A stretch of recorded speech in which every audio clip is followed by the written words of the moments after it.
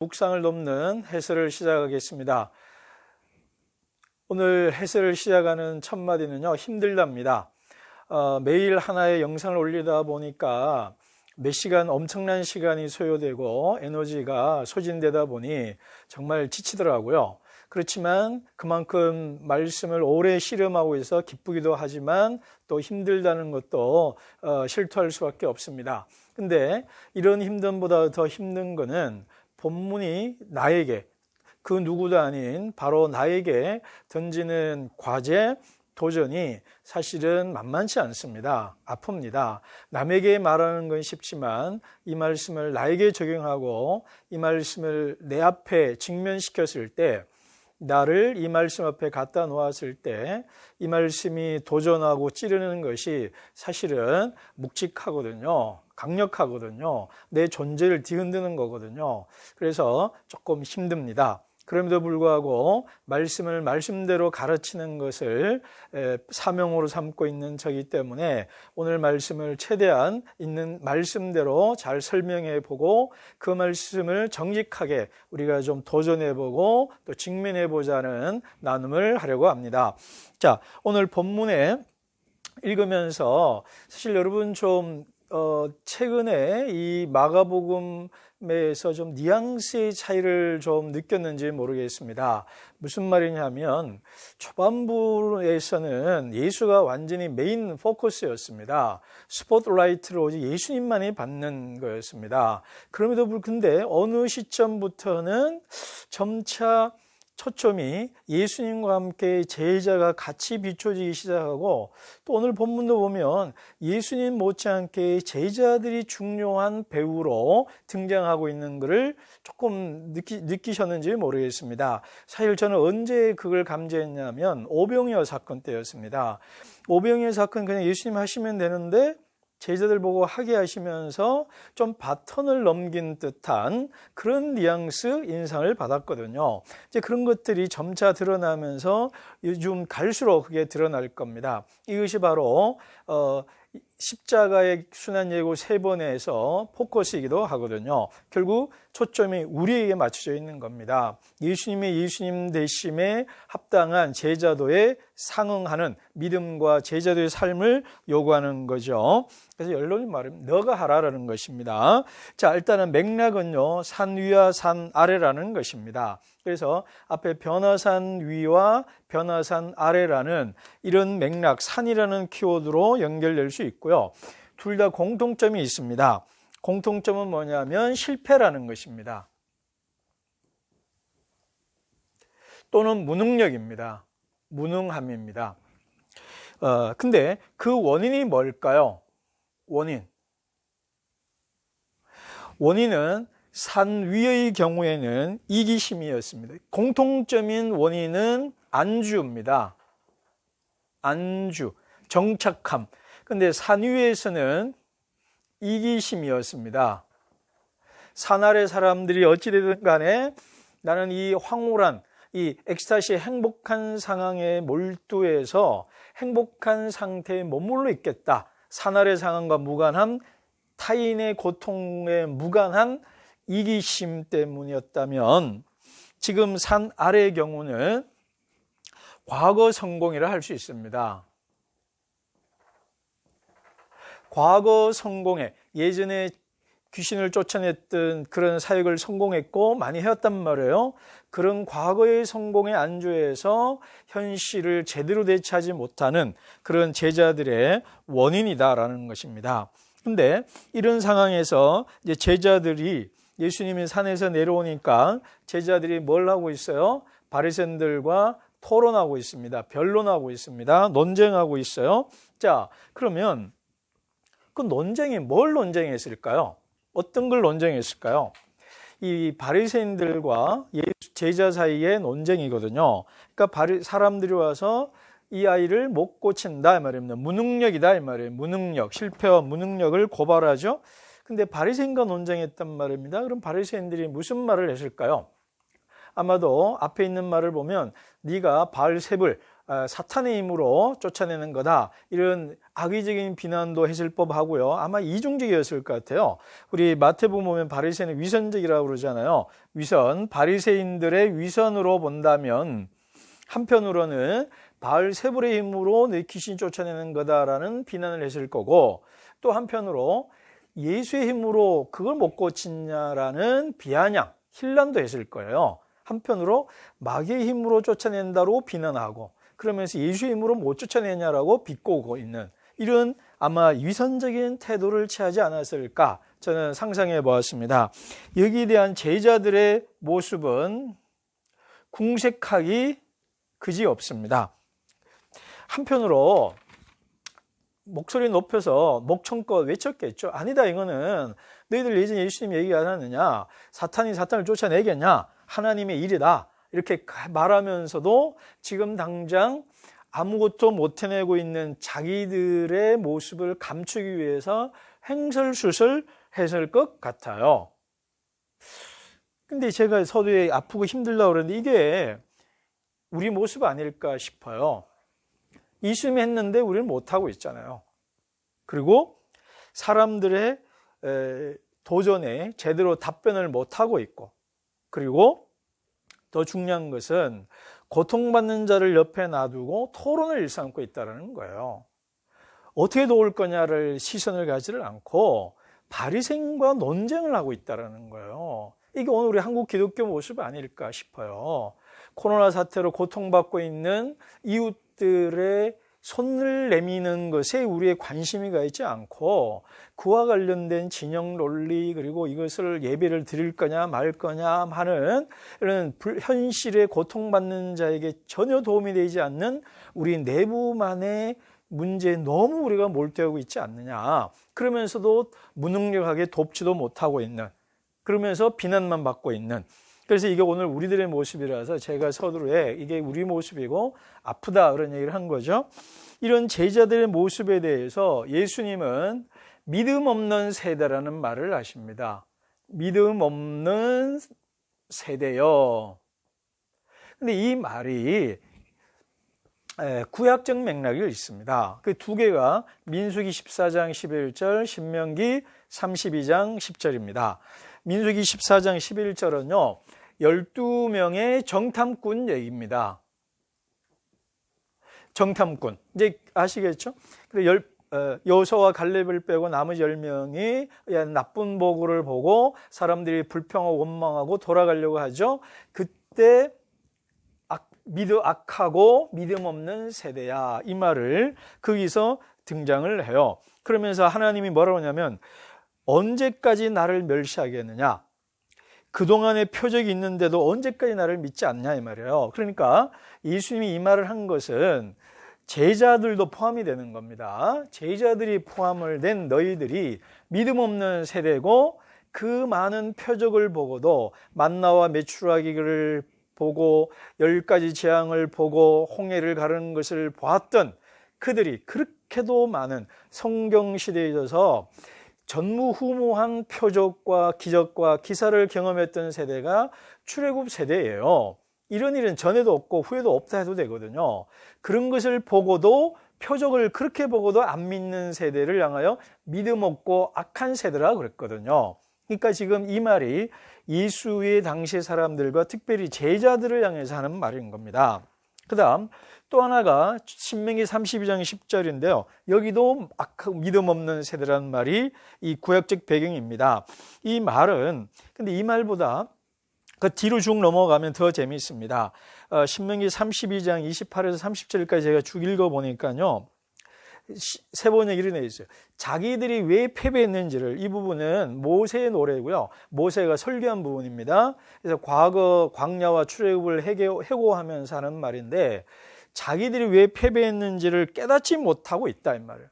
자기들이 왜 패배했는지, 왜 믿음 없는 세대로 출애굽한 다음에 가나안 땅에 왜 못 들어가는지를 왜 깨닫지 못하는 믿음 없는 세대다라는 말을 해요. 근데 그 다음 말이 더 재밌는 것이, 그런 그들을 위해서 하나님이 은혜를 베풀어 주셨다. 그죠? 독수리처럼 자기 새끼를 보호해 주었다. 얘기를 하거든요. 그러니까 예수님도 믿음 없는 세대라 비난한 것은 반드시 비판만이 아니라 그런 마음으로 긍휼히 여기고 돕겠다는 것으로 연결되는 맥락인데요. 근데 여기서 조금 특이한 거는 예수님이 좀 짜증낸다라는 거예요. 근데 이거 언제까지 내가 너희를 참으며 언제까지 너희와 있겠냐 이 말이에요. 이 언제까지는 세번역이고요. 개역개정에서는 얼마나 합니다. 그러니까 이 말에 예수님의 좀 짜증 섞인 말이 들어가 있어요. 그럼 왜 이런 말을 하시냐? 왜 언제까지 얼마나 라는 말을 하셨겠느냐 이 말이에요. 그거는 첫 번째로 내가 언제까지 기적만 일으키겠냐 이 말이에요. 기적만. 만약 예수님이 기적을 일으키는 축기를 하고 병든 자 치유하기 이 땅에 오셨다면 아마 지금까지 예수님 사셔야 돼요. 한국부터 시작해서 중국으로 러시아로 갈까요? 아니면 인도로 갈까요? 자, 하여간 뭐 전 세계를 순회하면서 귀신 쫓아내고 병든 자 고치고 다시 한국으로 돌아옵니다. 아니 이스라엘로 돌아가죠? 그럼 또 돌아오셔야 돼요. 그 사이에 또 병든 사람 생기고 귀신 들린 사람 생길 테니까. 그러니까 예수님은 분명히 하늘나라의 기적을 보여주신 건 맞지만 병든 자 낫게 하는 의사 역할, 물리적인 의사 역할만 하러 오신 거는 마술사가 아니거든요. 그러니까 나는 그런 예수가 아니다라는 거예요. 이것은 앞에 침묵, 메시아 비밀과 연결되어 있습니다. 그래서 나는 참된 메시아다 이 말이에요. 근데 그 메시아, 참된 메시아가 뭐예요? 십자가입니다. 나는 기적만 일으키면서 병든 사람 낫게 하지만 그것만 하게 온 게 아니고 궁극적으로는 십자가를 지고 가는 길을 걸어가는 왕이다 이 말입니다. 그렇기 때문에 너희들이 이걸 모르고 자꾸 이것만 나에게 요구하느냐라는 약간의 예수님의 짜증 섞임 이런 것들이 같이 지금 섞여 있는 겁니다. 자, 그런데 예수님이 결정대로 마음을 돌이킨 것이 또 이 본문도 있지만 아버지의 모습입니다. 아이에 대해서는 제가 뒤에 얘기할 거고요. 이 아버지의 모습은 자기 아들과 아이와 일체와 동일시하죠. 22절 보면 우리를 불쌍히 여기십시오. 그러니까 아이도 불쌍히 여기지만 그 아이의 아빠인 나도 불쌍히 여겨달라. 이런 고난받는 자기 가족이기 때문이기도 하겠지만 고난받는 자와의 일체감을 제자들과 대조되죠. 그래서 일체감을 느끼는 모습이고요. 중요한 것은 일체감이고 두 번째는 믿음입니다. 그래서 믿음 없는 세대인데 믿음 없는 세대의 사람이지만 믿음의 모습을 보여줘요. 처음에는 믿음이 없죠. 할 수 있으면이라고 그래요. 할 수 있으면. 그 말은 반신반의, 예수님을 제대로 믿지 않음입니다. 자, 할 수 있으면이라는 면에서 반만 믿은 거예요. 반신반의. 그런데 그 다음 말 내가 믿나이다. 나의 믿음 없음을 도와주소서 할 때는 온전한 믿음으로 갑니다. 이게 온전하다고 하기는 좀 애매해요. 근데 어찌됐든 여러분 이걸 보고 뭘 느끼십니까? 벳세다 사람을 기억해야만 합니다. 2단계로 눈뜸. 그죠? 처음에는 소문으로 듣고 왔습니다. 근데 이제는 믿음으로 반응합니다. 근데 여기에서 또 중요한 게 뭐냐면 믿음은 역설이라는 거예요. 자 보세요. 내가 믿나이다. 믿음 없음을 도와주소. 그러니까 믿으면 믿음이 있는 건데 왜 믿음 없다고 말하냐 이 말입니다. 그러니까 믿다와 믿음 없음 사이에 말이 안 맞거든요. 이런 경우에 철학에서는 논리학에서는 모순이라 그러는 거거든요. 앞뒤 말이 안 맞다 이거예요. 근데 이것이 신앙의 영역에 있어서는 모순이 아니고 역설입니다. 이 역설이 뭐냐면요. 모순은 앞뒤 말이 안 맞는 거지만 역설은 논리적으로는 안 맞지만 둘 다 맞는 거예요. 그래서 루터가 말한 것처럼 우리는 죄인인 동시에 의인이다. 아니 죄인이면 죄인이고 의인이면 의인이지 왜 죄인이면서도 의인이고 의인이면서도 죄인이냐? 말이 안 맞지 않느냐? 예수님은 하나님이시고 인간이시다. 아니 하나님은 하나님이지 왜 인간이고 인간인데 왜 하나님이냐? 둘 중에 하나만 해야 되는 게 아니냐? 모순이다 라고 하겠죠. 그렇죠. 우리는 압니다. 인생도 그러하죠. 진리도 그렇고요. 항상 역설을 모순을 품는 모순 같은 역설을 품고 있는 것이 신앙이고요. 삶의 진실이거든요. 그래서 과학자들이 이런 진실을 좀 더 이해하는데 약간 아쉬운 면이 있어요. 너무 팩트만 찾다 보니까. 근데 어찌됐든 믿음은 이런 역설이라는 것입니다. 자, 이게 오늘 우리와도 어떻게 연결이 될까요? 다 이게 제가 서두에 이게 우리한테 하는 얘기라는 거거든요.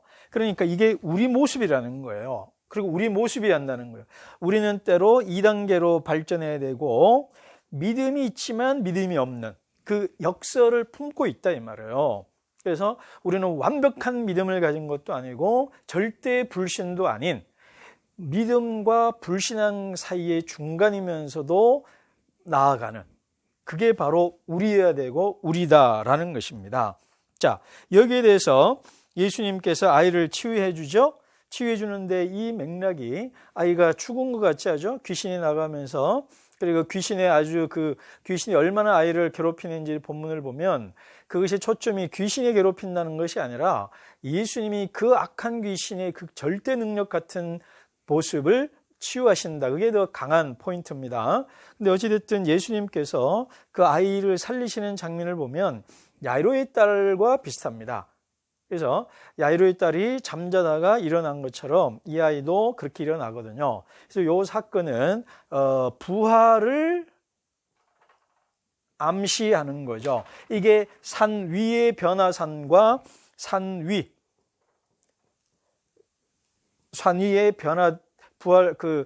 변화산 변모하신 모습과 부활하신 것과 연결되어 있습니다. 이미 이제 예수님께서 자기 당신이 승리하실 거다라는 거죠. 근데 여기서 이 아이 얘기로 제가 넘어가겠습니다. 제가 아이 얘기를 의도적으로 뒤로 뺐는데요.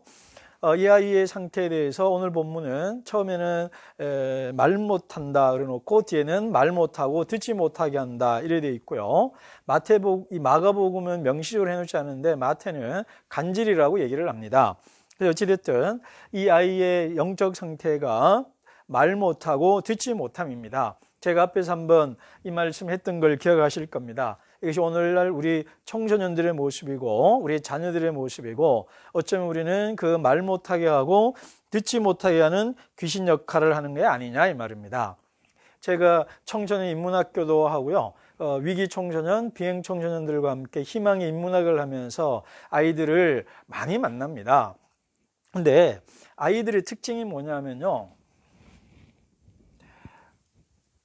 말을 못해요. 또는 잘 못합니다. 이게 무슨 말이냐면요. 첫 번째 아이들 말을 들어보면요. 단문으로 또는 단어로 말을 합니다. 문장을 끝을 못 맺어요. 제 집사람이 그래요. 여기는 애들이 왜 말 끝을 잘라 먹냐? 끝이 짧다 이런 얘기를 해요. 일단은 요즘 아이들은 그냥 단어로 말하고요. 문장으로 말하는 걸 어려워합니다. 그럼 제가 아이들 보고 문장으로 말해라 이렇게 자꾸 얘기를 하고요. 길게 말을 못해요. 짧게 말합니다. 어쨌니? 그러면 저 길게 말해야 되는데 한 단어만 말해요. 그럼 또 묻게 말하고 또 묻게 자꾸 하게 만들어요. 그리고 또 하나는 아이들이 말을 단어로 말하고 문장으로 말하지를 않아요. 두 번째 아이들이 어떻게 말하냐면 카톡으로 말합니다. 옆에 사람이 있는데 그냥 카톡으로 말하는 게 편한 거예요. 얼굴 대면하지 않고 말하는 거, SNS로 말하는 거. 또 하나는 주먹으로 말을 합니다. 말을 해도 말을 들어주지 않으니까 말할 수 없으니까 어떻게 해요? 주먹으로 하죠. 폭력으로 행사하죠. 때로는 침묵으로. 주일 예배 때 우리 중고등부 애들 그런다 그러죠. 시체놀이 한다고요. 예배 시간 애들 춤을 춰도 노래를 불러도 움직이지 않잖아요. 왜요? 무반응하는 거죠. 무감각한 거죠. 그러니까 이런 모습들이 오늘 본문에 나와 있는 이 아이의 모습이 어쩌면 우리 오늘 현대인의 자상 아니냐 이 말입니다. 현대 소년들의 아이들의 우리가 그렇게 했던 거죠. 예전에 한번 어떤 아이가 진짜 울면서 얘기하더라고요. 말하라고 해서 말하면 말도 제대로 못하냐고 혼나고 그래서 말 안 하면 반항하냐라고 해서 또 혼난다는 거예요. 그러면서 울어요. 진짜 여자애가. 그러면서 하라는 거냐고 말라는 거냐고요. 그 얘기를 하면서 애가 진짜 눈물을 흘려요. 그게 오늘 우리들의 모습이다 이 말이에요. 그리고 또한 일반 청소년들의 모습이고 위기 청소년들의 모습입니다. 근데 오늘 본문 보면서 제가 오버랩이 많이 됐는데 예수님이 그러잖아요. 그 귀신들어 다시는 이 아이에게 들어오지 마라 그러잖아요. 그럼 그 당시 이것은 또 나간 귀신이 들어올 수도 있고요. 그런 본문이 또 다른 복음서에 있죠. 근데 저는 그걸 보면서 우리 위기 청소년 아이들 생각이 났습니다. 그 아이들에게 항상 하는 말이 있어요. 6개월 동안 거기 쉼터라고 그러나요? 회복지원시설센터에 있는데 대한가정에 있거든요. 그래요. 얘들아 여기 다시 오지 마라 그래요. 처음에 제가 다시 보지 말자 그랬더니 섭섭해요. 그게 아니고 여기서 다시 보지 말자 그렇게 얘기를 해요. 그러니까 아이들이 말을 알아듣습니다. 어쩌면 아이들이 다시 오지 말고 그럼 어떻게 해요? 아이가 일어서잖아요. 일어섰다는 것이 제가 좀 상징적이고 오늘 현대적 의미로 좀 해석을 좀 알레고리한 해석일 수 있는데요. 그러면서 그 아이가 일어섰잖아요. 저는 우리 자라나는 청소년들이 또 다음 세대의 주역으로 일어서기를 바라고 이런 위기 청소년들이 독립적으로 자립적으로 자기 스스로의 삶을 결정하고 개척해 나갔으면 좋겠어요. 그러니까 아이들 지난주에 너희들 왜 이랬니? 라고 물어보면 친구들 따라서라는 거예요. 친구가 하자고 그래서 주체적이지는 못해요. 주체적이지를 못합니다. 그래서 우리 아이들이 자기 스스로 자기 삶의 주인가 되고 주체가 되어서 일어서는 그런 일이 있었으면 좋겠다. 그런 생각을 합니다. 자, 근데 결국은 우리 얘기로 좀 돌아와야 되겠죠. 근데 결국 우리는 어떤 우리냐? 기도하지 않는 우리입니다. 근데 여기서 기도라는 말을 듣고 너무 우리가 이러면 안 됩니다. 자, 보편적, 추상적, 맥락적으로 기도를 말하면 안 돼요. 기도 외에는 이런 이유가 나갈 수 없다고 해서 막 다른 뭐 통성기도니 뭐 등등 이런 식으로 가면 안 되고요. 항상 결국 말하면 맥락적이어야 되고요. 보편적이면 개별적이고 구체적이고 맥락적인 게 이해된단 말이에요. 무슨 말이냐면 이 본문에서 말한 기도가 뭐냐라는 거예요. 그걸 먼저 밝힌 다음에 일반적, 보편적, 추상적 가야 되는 거지. 그걸 안 밝히고 갑자기 기도로 점프하면 안 되는 거예요. 그럼 이 맥락에서 기도는 뭘까요? 그 기도는 내가 믿나이다 나의 믿음 없음을 도와주소서라는 기도입니다. 내가 믿음이 없습니다. 그러나 내가 믿겠습니다. 나의 믿음 없음을 도와주십시오라는 기도가 예수님이 말한 이런 유는 기도 외에 나갈 수 없다라는 거예요. 그 무슨 말입니까? 이전에 했지만 지금 못하는 이유는 나의 무능력과 실패를 인정하는 나의 믿음 없음을, 믿음 없는 세대의 사람임을 인정하면서 나의 믿음을 도와주소서라는 그 기도를, 아버지의 기도를 말하는 것입니다. 이것을 통해서 이걸 말한 게 뭐냐면 제가 서두에 뉘앙스 차이 말했잖아요. 자꾸 예수님이 뒤로 한 발씩 빠지고 제자들 자꾸 앞으로 내세우는 느낌, 바로 이겁니다. 그러니까 이 부분은 사실은 벳세다에서 바디메오 사이의 이야기는 제자들이 어떻게 살아갈 거냐에 대한 제자도 이야기라고 그랬거든요. 십자가의 길.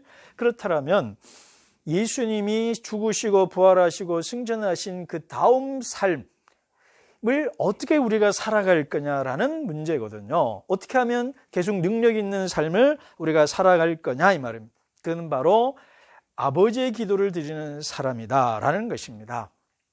그래서 맨 마지막으로 할 말은 이것입니다. 우리가 산 위와 산 아래의 삶이 공존해야 된다는 것입니다.